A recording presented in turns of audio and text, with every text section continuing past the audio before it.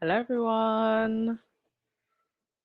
Hope everyone is okay. Happy Sunday. I hope you're also keeping cool because it is hot. So hot. But we love the heat. Better than the rain and cold, if you ask me. Right, just let me know that you can hear me okay before we get started. Give me a thumbs up. Yes. And also let me know that the sound is not crackling. Not that you can just hear me, but that the sound isn't crackling. Because a little bit of an echo. Like, how bad is the echo? Can everyone hear echoes, or just that one person? Okay, sound is fine. Let's get into it then. Just so everyone knows, just a trigger warning, there will be talk of abuse in this podcast. So if that's just not something that you want to hear or is triggering to you, maybe just don't watch this podcast. But just, just to put it out there, yes, there have been new allegations. Another victim has come forward about Dan Wootton, and this one is If yesterday's allegations showed how sick and twisted Dan Wooten is, I think today's allegations show how calculating he is. Like, this is a true narcissistic criminal. This is someone who was truly picking their victims very carefully. And I think this one actually raises a lot of questions about the police and why they haven't done more, about the justice system, and how was it that someone who actually came forward about Dan Wooten, Carolyn Flack's ex, ended up getting sent to jail. And also, when I read this statement that this new victim put out, how Dan Wooten was able to get information on this person. But let's just go through a couple of other things first. Right, there were new pictures of Meghan that came out today. I had originally posted them, but then I decided to take them down after I found out who actually took the pictures. An individual called Jill Ishkanian, who gained worldwide notoriety in 2006 when the FBI raided her home and the office for her home and office for alleged computer hacking. Post raid, Jill went on to become a self-taught paparazzi photographer, taking some of the most controversial images in recent history. Jill has appeared on Fox News channels The O'Reilly Factor, CNN's Reliable Sources, E! News, True Hollywood Story, and Celebrity Justice. So, it's always a difficult one with paparazzi pics. Generally speaking, I would say that if the paparazzi pics were taken from a distance and there's no children in the pictures, in the past I have posted some, but just on this occasion, given who took the pictures, I just decided not to. But they are floating around the royal streets if you want to see them. It's just Meghan buying some flowers and walking around with Guy. Right. Next thing. Okay, before we go on to that, yeah, there was this odd article that came out in the Daily Fail. William tells his father he will have to pay to stay at his beloved £1.2 million Welsh cottage and move out all of his belongings as the prince wants to rent it out for 2,400 a week, leaving King Charles miffed. I'm confused. I don't know what's going on, but obviously some briefing in the palace. Now this comes just after this interesting outing with the Cambridges and their children, and strange headlines like this in the Daily Fail. Remembering Gan, they took the kids to see the aircraft that transported the Queen's coffin during a surprise visit to the Royal International Air Tattoo. I mean, please do, like, I don't want to nitpick, but do you think that's weird? Like, is that any more weird than taking children to see Granny's like grave? Taking them to see the aircraft that transported the Queen's coffin. Like, is that weird? Or is that just me? Anyway, a lot of people have commented on the way in which they have covered the children, particularly Louis, and this has been something that's been going on for a while. It's very uncomfortable the way that they are setting up the Cambridge children, Louis in particular, because he is the spare, and this is a lot of what Harry alluded to in his own book through his own experience, but why he wanted to break the cycle of abuse so that it doesn't happen again. And it is happening again, and unfortunately, it's these children's parents that are actually enabling it because of this invisible contract that they have with the press and also the position these children have in this institution. But you got to ask the question, who exactly does this serve? I mean, who in the British public wants to see these children being paraded like this? It makes me very uncomfortable. Can you imagine how anxious you were at the family barbecue? And then you have to be paraded like this, and then headlines written about you like this, and then you still have to go to school. But there was a very interesting comment about this on um, the Duchess of Success um, Instagram, a response to this photo when I posted it. Somebody said, when Harry said his brother was trapped, this is one of the things he was referring to. Irrespective of how William feels in his heart, he has to parade his marriage of duty as a marriage of love. Following his own experiences, William should, like any loving father, be able to shield and protect his children. Instead, he's trapped in a system which dictates that he must put them on a beauty parade for a toxic, vicious, and nefarious tabloid press. The feelings of the children are not for consideration, as neither is the state of his marriage. Everything about this entire situation is a performance. Images such as these make it abundantly clear why Harry and Meghan are hated as much as they are, because they have integrity, courage, and conviction to go against the grain to protect their children and grow closer.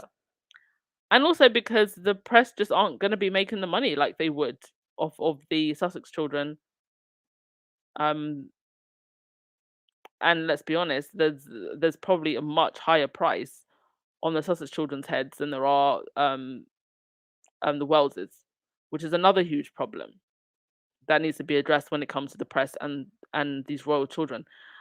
Anyway, the person went on to say, knowing what he knows, one must wonder how William sleeps at night, knowing that he has rendered himself powerless to protect his children from the very trauma he himself was put through and continues to be subjected to. Being you should be a state of being as demonstrated by Harry, not a state of mind as proved by William. A king and or queen should be strong, fair, a person of integrity and morals, not simply a figurehead who leads. Not be what he, she lives, but by what they read. They should be able to live a discerning life and serve their people by always doing what is just and right. They ensure the longevity of their rule and legacy by ensuring the people they are born to serve are being served fairly and equitably. The current and, by the looks of things, future monarch are yet to learn this. What good or use is a king queen is if they lack the most basic of courage to do what is right as opposed to being seen to be doing the right thing. Long live good King Harry. And I thought that was a great comment, but unfortunately, this institution has set themselves up for failure. Even basic things like let's go to the food bank with food in our hands and not just a smile here and there. I mean, we're failing right there. Let's not hold our breath for integrity. Right. Is there anything else I wanted to? Okay, there was nothing else that I wanted to put out there before I go on to the heavy part of the podcast. So, just as a trigger warning, we are going to go into the more heavy part of the podcast and talk of abuse. So, if that's triggering to you, you may want to log out now. Thank you so much, Alan Vernon. You said they did it to get over the heat they are taking from the park debacle. That, and I think also now this whole Dan Wooten thing, because Dan Wooten has been a huge mouthpiece for the palace. Of course, it's bringing the kids out and using them as a distraction. That's also part of it.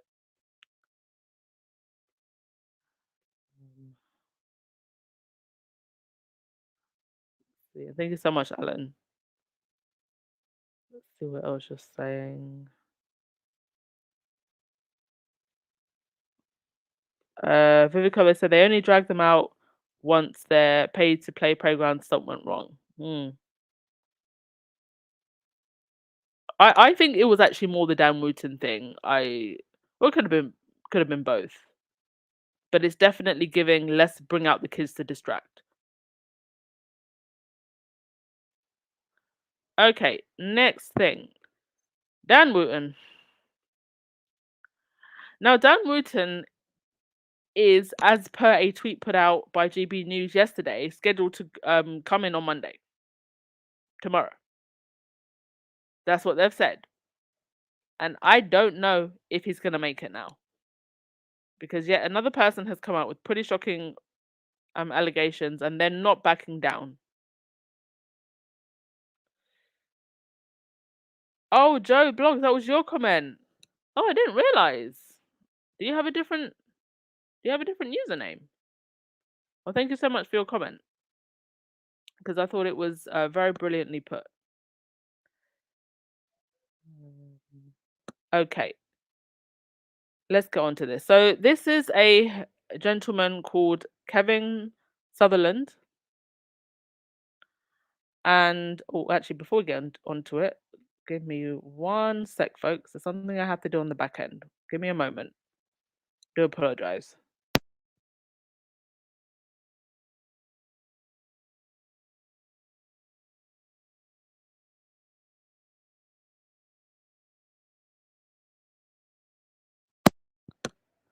Okay, I'm back. Let's go for it.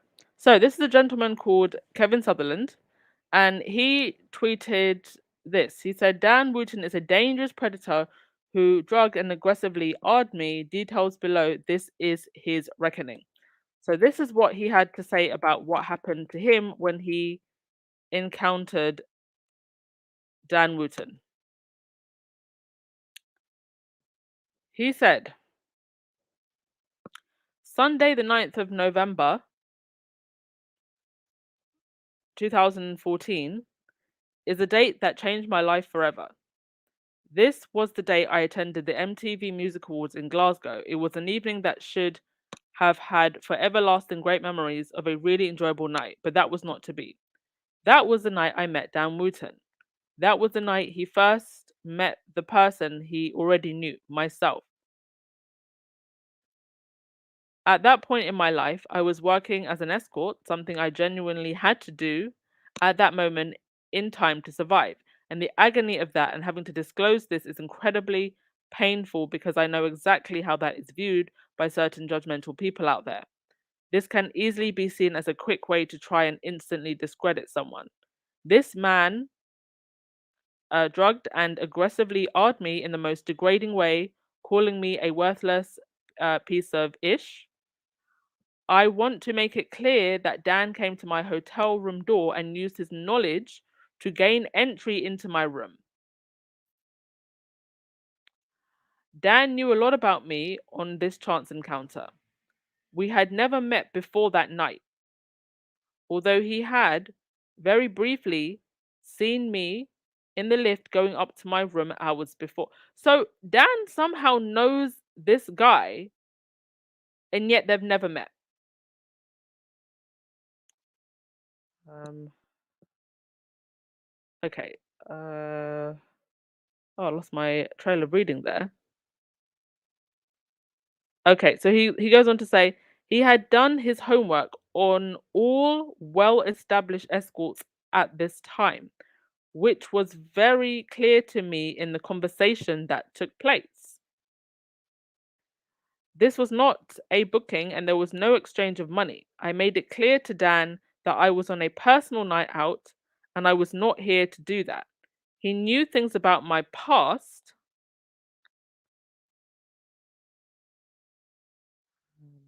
Information was in the public don't. Oh, have I? Sorry, give me a sec, folks.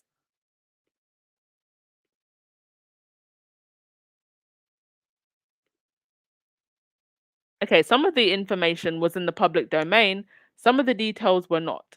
And some of what was said by him was so specific and related to one thing that it showed me that this man had researched me deeply. He had researched me deeply. So this is just showing how calculated Dan Wooten is. He goes on to say, I was convicted of extortion back in 2010. Now, let me just stop there. Let's go back to yesterday. What did Dan Wooten say to the other guy? Sorry, no, not Dan Wooten. What did the other guy, Dan Wooten's ex, what did he say to the guy that he was having a conversation about Dan Wooten? Um, in that conversation he said that Dan had encouraged him to take videos of people with them not knowing that they're being photographed during intercourse. So that's very interesting because this individual was convicted of extortion. But anyway, he goes on to say, I was convicted of extortion back in 2010, the details of which have never fully been exposed or explored to any great extent because of all who were involved. But there are plenty of diluted news articles out there regarding this and videos of me discussing it online. It was a set of complex circumstances on how all this started and transpired when I was a 15-year-old who ran away from care, which continued until I was 19. What I ask people to do is bear in mind that I was already in an abusive situation in my life where I was being exploited and abused by a different abuser, a man who was the very one who introduced me to all this activity. I identify this man as my serial abuser because this was the person who had abused me for the most prolonged period of time. The reason I mention all of this is because it is entirely relevant to what Dan and I were talking about that night. And most importantly, I was threatened by an unknown individual the next day by someone clearly working on behalf of Dan. So there are other people around Dan Wooten also working for him. We need to know their names and faces immediately. Goes on to say, who called me to make it clear to me that I better never speak out on what happened to me. There is no doubt in my mind that Dan viewed me as as a fair game target that night and saw me as prey because of all that's mentioned, an abused young adult with a deeply troubled life through the care system who went on to get a criminal record and ended up in prison. And by that, sorry folks, I have to go to the next slide. Oh, this is some heavy stuff. Let me just take off the banner. And by that point, in the escort industry, a perfect candidate for an S predator. I was just seen as someone easily dismissible. No one would believe me. And most importantly, he made sure I got that message through the threatening call. I reported all of this to the police back in 2021, and still absolutely nothing has ever been done about it. Mind you, in the allegations I read yesterday, it was the same thing. Nothing has been done about it. And please also bear in mind, while I'm reading all of this, Cressida Dick, who was the last Metropolitan Police Commissioner and head of the Met, was given an award by Charles. Given an award, but this is a state of your policing. It goes on to say, I have been silenced before, discredited, disregarded, and never given any real opportunity to set the record straight about any of the numerous things that have happened to me. So you eventually just start to give up, and that's the place I now reside. Since I have opened Pandora's box, I have hit the deepest, hardest depression I have ever felt in my entire life. I wrestled so much about going public and putting this out there about what Dan did to me, but I cannot stay silent anymore. Waiting for someone or something to happen that would contribute to justice being served is a hopeless mindset. I have made many mistakes in my life and I have been met with the consequences of those mistakes. It is about time that the people who actually did me wrong were held responsible as well, or at the very least, that information is widely known. The overall message I want people to take away when reading this is I will not be held hostage by what Dan Wooten did to me or my past that he blatantly used against me to keep this buried. I just want the truth out there and for once and for all. This is not some kind of tell all. My life is deeply complex, and the details covered here are important for people to know so they can understand some of the context and how this complete spiderweb around me has had me debilitated for so long. Finally, I'm telling it exactly like it is. This is a first hand account and it is my words, and I just refuse to make this abuser's secrets my secrets. I am sick and tired of disgusting individuals getting away with doing the most evil acts and they are celebrated. This man is an artist, and my memory is his crime scene.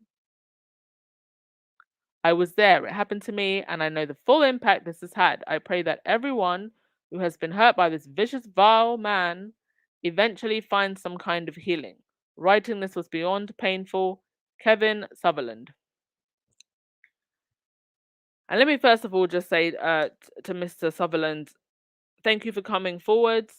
We pray for you. We pray for your healing. Life is hard. We make mistakes, but we have to own them. And it is so obvious that whatever this gentleman did in his past, and then also the fact that he um, was a working escort, is why Dan went after him. Because unfortunately, escorts are treated as disposable. They're often treated like, if they report abuse, they're treated like they were asking for it by the authorities. They're not taken seriously. And also the fact that this gentleman had previous convictions also. So he chose his victim very, very carefully. The question, or there's many, many questions to ask now. How did Dan Wooten get so many details about this man? Not just stuff that was in the public domain, but outside the public domain.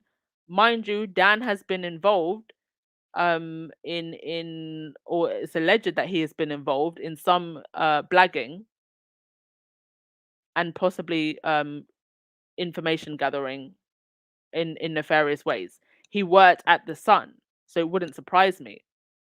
And it honestly wouldn't surprise me if they were still using illegal and nefarious means to get information about people. And it begs the question, what type of information does Dan Wooten have access to? Can you imagine somebody having a whole conversation with you about your life and you've never even met them? And it's like he literally hunted and stalked this man down.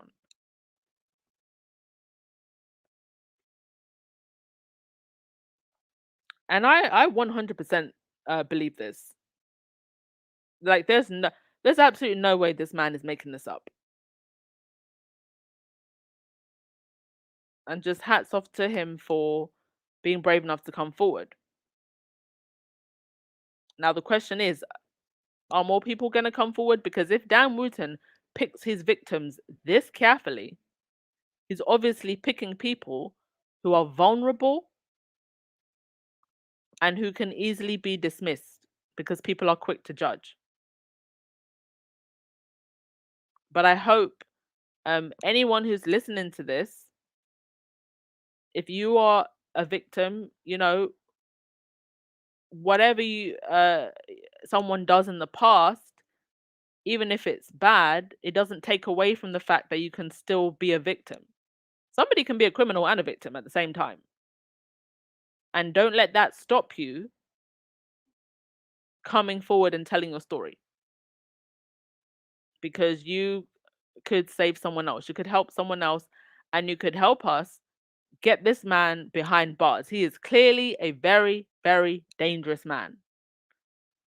And when dangerous people like this are exposed, they can often become even more dangerous. So please do come forward. Now is the time. Now is the time for truth. And now is absolutely not the time to judge anyone for their past or whatever they did.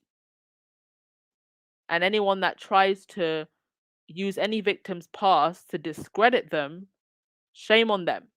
Because you're stopping people from getting justice, and you're stopping people that may be hurt. You're stopping us from getting this man off the streets so that he doesn't go on to hurt any more people.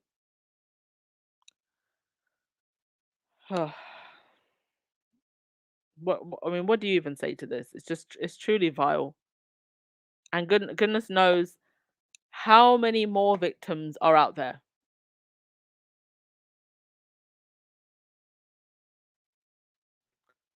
All right, and with that, I will end with your comments. Thank you as always, everyone. And just share this video around. I'm sure Baron will do a video on this, share Baron's video around, share the screenshots around. I'll post them on Instagram. They're all over the Twitterverse. Yes, Benjamin, this is why they hate Harry and Meghan so much. They shut them out. I mean, would you want your children around these type of people?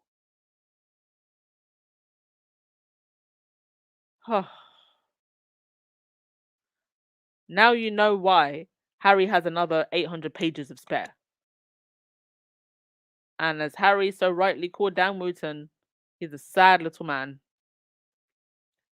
Roseanne, I wonder if Dan somehow has access to police and social services files, as Kevin said he was raised in care and went into escorting as he had no choice, sadly. Yes. And this is what I was alluding to. I wonder if he does.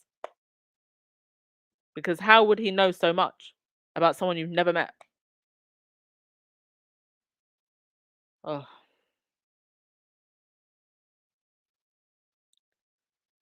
Jesus. Caroline said, wow, is this normal in the UK? So much is coming out.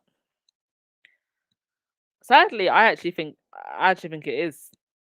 It's just now that it's coming to light.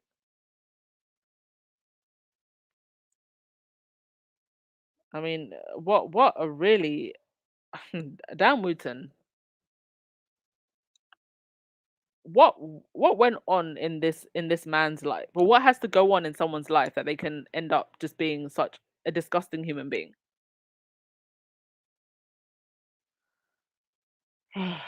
Faith, you said the sad part is nothing will happen to Dan Watson. I don't know. Maybe this is the breaking point. I mean, it's interesting that the Sun did blanket coverage of Hugh Edwards, and they have nothing to say about Dan Wooten, their former employee. He's not even working there now. And it's because they absolutely know that they helped cover up for his wrongdoing. And actually, the entire UK press isn't touching this at all. They're not touching it at all. I have not seen a single article. Mind you, Dan Rotten also writes for the Daily Fail. So he's got Murdoch's protection and Rothermere's protection. Oh dear. Dear oh dear. Yeah, folks, I talked about Meghan at the beginning of the podcast, so you can watch the replay if you missed that part. But I didn't actually show the pictures, and I explained why. Yeah, Star. I think even with Hugh, there is more. 100% there is more. You know, just because something isn't criminal under the eyes of the law, just because the person you were involved with was over the age of consent, um, it doesn't make it morally right. And he's a married man, and if indeed anything happened between him and that young person, he's still a much older man, and that's a much younger person. It's still morally inappropriate, even if it's not criminal under the eyes of the law. And I think you're right, Star. I think there's more to that. I mean, would you want your 17, 18-year-old talking to an older person about such inappropriate things? Don't think you would.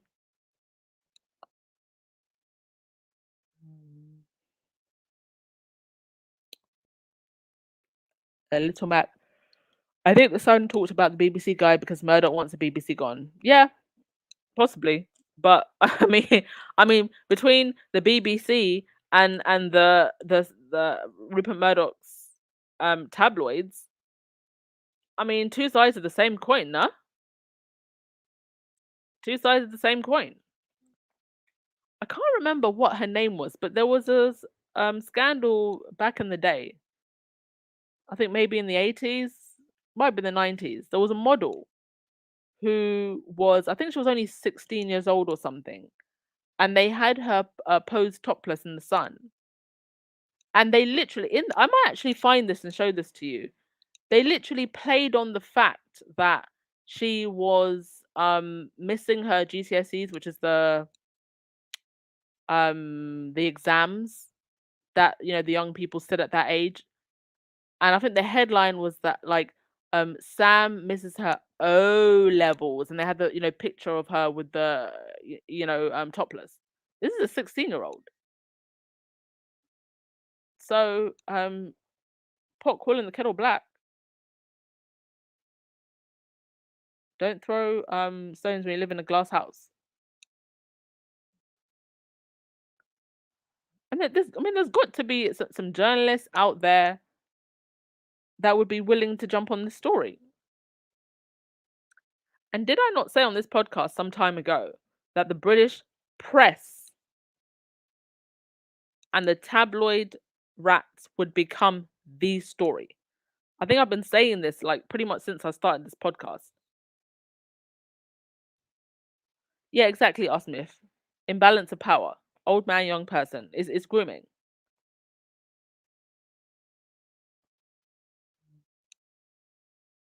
Oh yes, it was Sam Fox. Yes. I remember her name was Sam. I couldn't quite remember the second name. All right, folks. This has been a heavy podcast. I'm gonna leave it there. Please do spread it around. Let's keep applying the pressure, and hopefully, hopefully we will get down Wootton. It's left to be seen whether or not he's gonna be on RGB News. We'll see. All right, go enjoy Barron's, folks, and I'll see you tomorrow. Ciao.